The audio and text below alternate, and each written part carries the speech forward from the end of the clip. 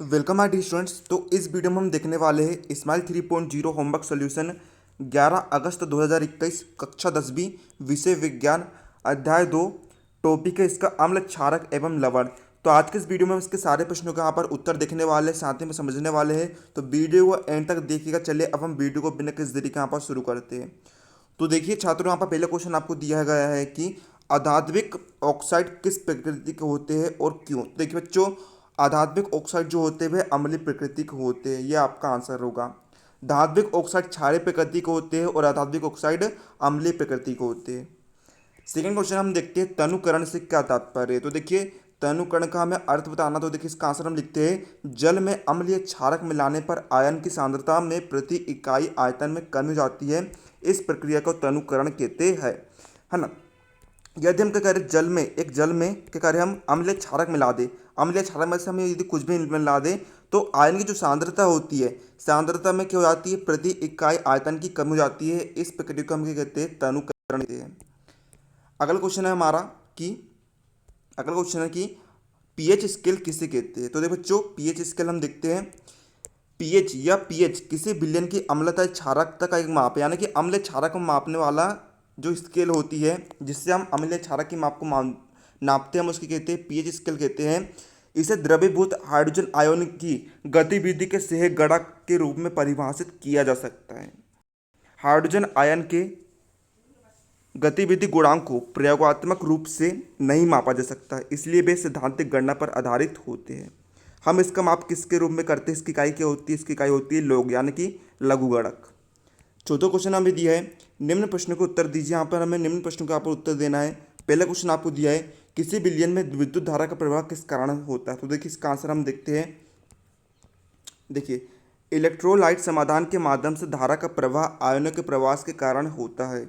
Ion charge वाहक के रूप में कार्य करते हैं और इसलिए बिजली का संचालन वे करते हैं, यानी कि आयन चार्ज के रूप में विद्युत धारा का प्रवाह होता है।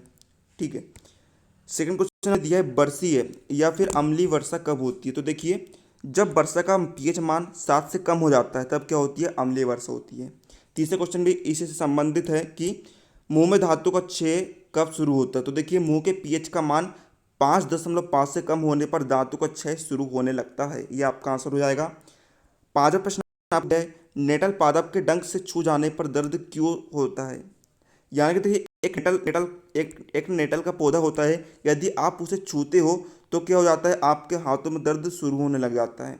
ये क्यों होता है आपको बताना है, और किस पादप की पत्ती को यदि हम हाथों पर रगड़े तो उस दर्द को हम दूर कर सकते हैं, इसका कारण भी हमें बताना। तो देखिए इसका आंसर हम देखते हैं। देखिए नेटल पौधे के पत्ते पर डंक नुमा बाल होते हैं, यानी कि बहुत कड़े कड़े बाल होते हैं। ठीक है। उन्हें यदि हम छू दे तो डंक जैसा दर्द होता है।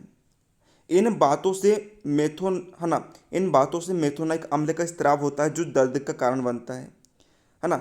मतलब कि जो पौधे होते हैं उन पर क्या होता है, मेथोनाइक अम्ल होता है, वे बहते रहता है, तो उसके कारण क्या होता है, दर्द हमारे हाथों में शुरू हो जाता है। पारंपरिक तौर पर इस पीड़ा मुक्ति डोक पौधे की पत्तियों को डंक वाले स्थान पर रगड़ कर पाई जाती है। यानी कि यदि हम डोक पौधे की पत्ती को यदि हम अपने हाथों पर रगड़े जहाँ भी दर्द हुआ है तो हम इस दर्द से मुक्ति पा सकते हैं। आखिरी क्वेश्चन हम दिया छात्रों, निम्न के दो दो उदाहरण दीजिए। तो देखिए पहला आपको दिया है प्रबल अम्ल। तो देखिए प्रबल अम्ल का उदाहरण है हाइड्रोक्लोरिक अम्ल और नाइट्रिक अम्ल।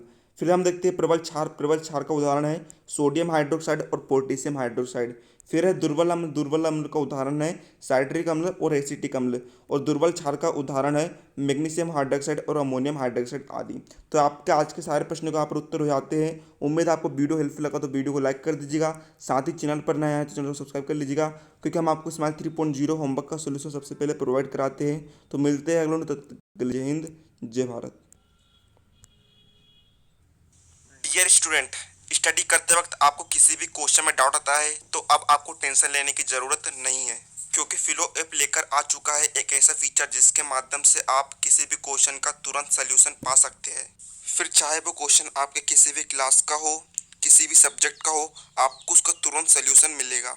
आपको कुछ नहीं करना है। आपका क्वेश्चन यदि ऑन पेपर है तो आप उसका फोटो खींचकर नेक्स्ट पर कर दीजिए, और या फिर आप उस क्वेश्चन को टाइप करके भी नेक्स्ट पर क्लिक कर सकते हैं। आप सिंपली अपना यहाँ क्वेश्चन लिखिए जो भी है, क्वेश्चन लिखने के बाद आप ये सब ऑप्शन सिलेक्ट कर लीजिए। एक्सपर्ट्स तुरंत लाइव आकर विद इन 60 सेकेंड्स में आपका आंसर देंगे।